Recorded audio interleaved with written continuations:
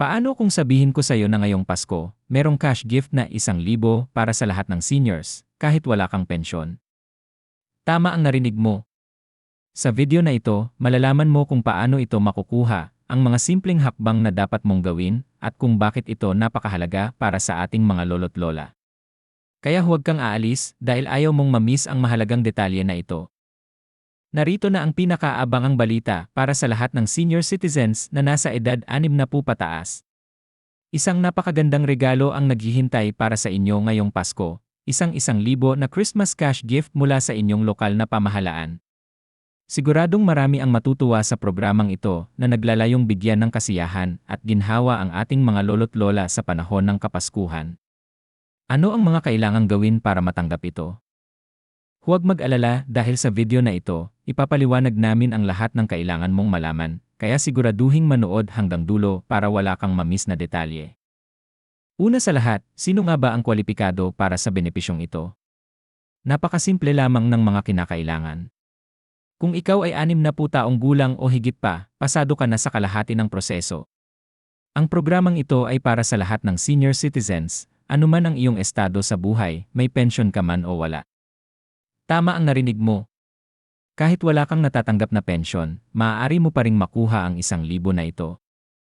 Ang layunin ng inisyatibang ito ay maipadama sa ating mga senior citizens na sila ay mahalaga at nararapat bigyan ng pagkakataong magdiwang ng walang alalahanin sa pinansyal. Kung ikaw ay rehistrado na sa Office of Senior Citizens Affairs o OSCA, isa ka ng hakbang na mas malapit sa pagkuha ng cash gift na ito. Kung hindi ka pa rehistrado, huwag mag-alala.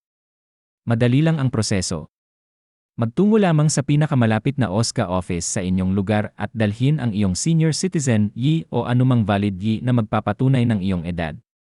Huwag kalimutang magdala ng isang kamakailang litrato para sa iyong aplikasyon. Kapag nakapagparehistro ka na, hindi lang ang Christmas cash gift na ito ang iyong matatanggap. Magiging eligible ka rin para sa iba pang benepisyo ng senior citizens tulad ng discounts sa gamot, groceries, at utility bills, pati na rin ang libreng medical checkups at iba pang serbisyo mula sa gobyerno. Para sa mga rehistrado na, may magandang balita kami para sa inyo. Hindi mo na kailangang mag-apply muli.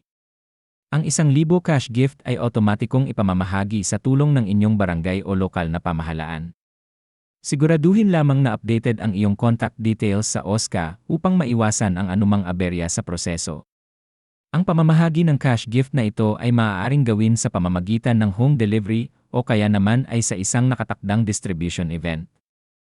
Kaya mahalaga na subaybayan ang mga anunsyo mula sa inyong barangay o munisipyo para malaman ang eksaktong petsa at lugar ng distribusyon.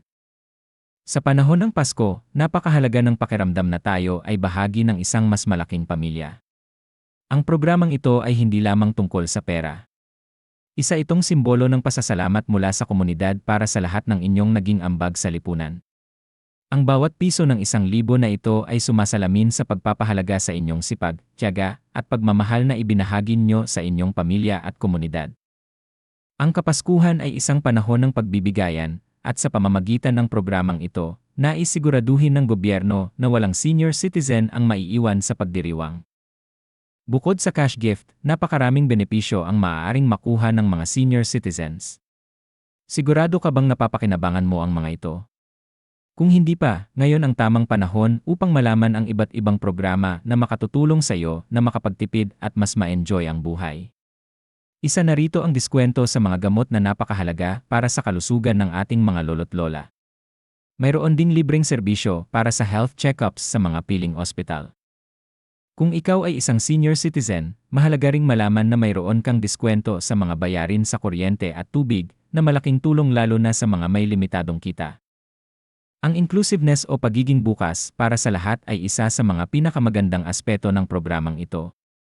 Hindi mahalaga kung ikaw ay dating empleyado ng gobyerno, nagtatrabaho sa pribadong sektor, o isang taong naglaan ng panahon para mag-alaga ng pamilya at tahanan. Ang tanging mahalaga ay ang iyong edad at ang iyong pagiging rehistrado sa OSCA. Para sa mga hindi pa sigurado kung paano magparehistro, narito ang simpleng gabay. Kapag ikaw ay nakarehistro na, ang iyong impormasyon ay otomatikong ipapasa sa OSCA system na nakikipagtulungan sa inyong NELI. Ang kolaborasyong ito ay sinisiguro na maayos ang proseso ng pamamahagi ng cash gift at iba pang benepisyo. Isa pang bagay na dapat tandaan ay ang paggamit ng mga bagong teknolohiya para gawing mas maginhawa ang proseso ng distribusyon. Maraming daili ang gumagamit na ng digital tools at scheduling systems upang maiwasan ang mahabang pila at delay. Kung ikaw ay tech-savvy, maaaring makatanggap ka ng updates sa pamamagitan ng text o email. Para naman sa mas tradisyonal na paraan, maaari kang sumubaybay sa mga bulletin board ng barangay o makinig sa mga anunsyo sa community radio. Sa ganitong paraan, masisiguro mong hindi mo mamimiss ang mahalagang balita o anunsyo. Sa pagtatapos ng video na ito, nais naming iparating na ang 1,000 Christmas cash gift ay hindi lamang isang simpleng financial assistance. Isa itong paraan upang ipakita ng pamahalaan at ng komunidad ang kanilang pagmamalasakit at pasasalamat sa ating mga senior citizens. Ang holiday season ay panahon ng pagmamahalan at pagbibigayan.